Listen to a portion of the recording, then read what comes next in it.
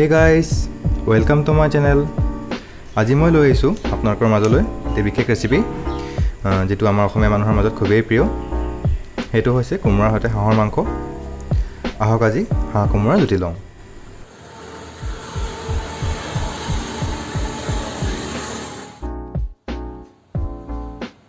ৰেচিপিটোৰ বাবে প্ৰয়োজনীয় সকলোখিনি ইনগ্ৰেডিয়েন্টছ মই স্ক্ৰীনত দি দিছো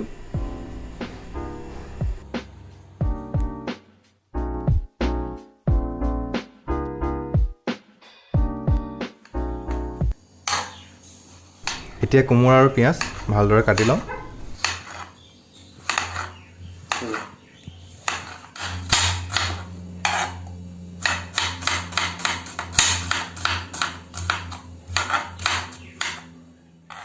প্ৰথমে মই গোটা মছলাখিনি পানীত তিয়াই থলো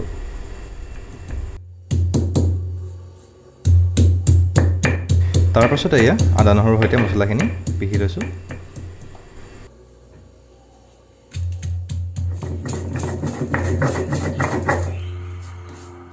মই জালুক অলপ বেছিকৈ ব্যৱহাৰ কৰিছো জালুকৰ জ্বলাই পাতটো আৰু অলপ বঢ়াই দিয়ে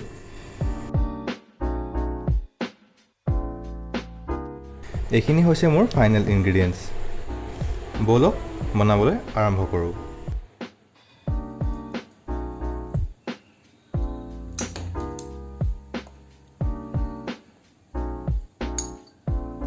এয়া মই মাংসখিনি মেৰিনেট কৰিবলৈ এচামুচ নিমখ অলপ হালধি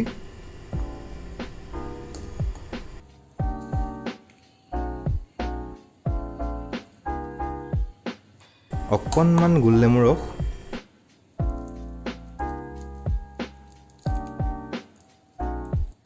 আৰু পিহি ৰখা পেষ্টটোৰ আধাখিনি মই ইয়াত দি দিছোঁ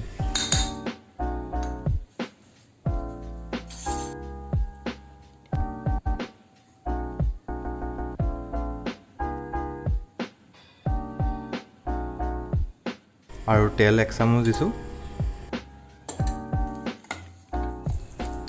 এইখিনি ভালদৰে মিক্স কৰি আধা ঘণ্টা সময়ৰ বাবে ৰাখি থলো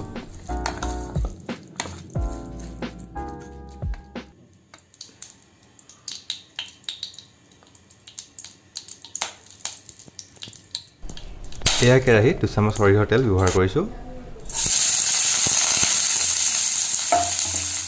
তেল গৰম হোৱাৰ পাছত কাটি থোৱা পিঁয়াজখিনি দিলোঁ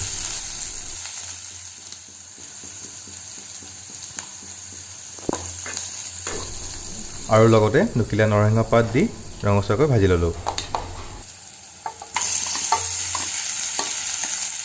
এতিয়া তাতে মাংসখিনি ঢালি দিছোঁ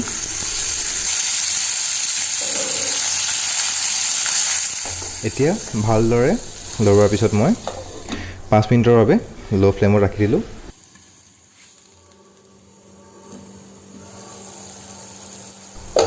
এয়া চাওক মাংসখিনিৰ পৰা ধুনীয়াকৈ তেল ওলাবলৈ ধৰিছে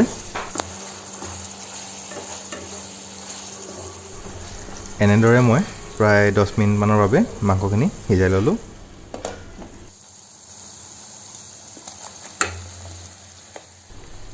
এতিয়া মই কাটি ৰখা কোমোৰাখিনি ইয়াৰ ওপৰত দি দিছোঁ ভালদৰে লৰাই মই আকৌ 6 মিনিটমানৰ বাবে ল' ফ্লেমত ঢাকি ৰাখিলোঁ আপোনালোকে যদি মোৰ ৰেচিপিটো চাই ভাল পাইছে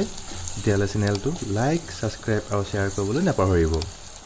এইদৰে মোৰ নতুন নতুন ৰেচিপিবিলাক পাই থাকিবলৈ বেল আইকনটো ক্লিক কৰি দিব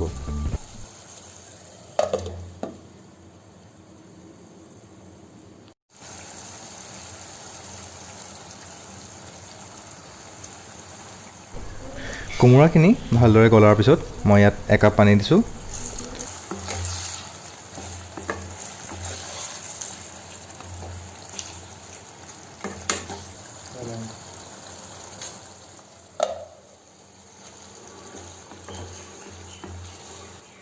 এয়া চাওক